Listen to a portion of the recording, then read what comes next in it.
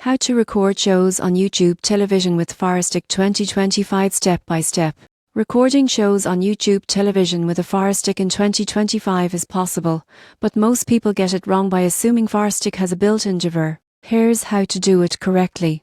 Step 1. Ensure your Firestick is connected to your television and has the YouTube television app installed. Log in with your subscription credentials. Step 2. Browse or search for the show you want to record.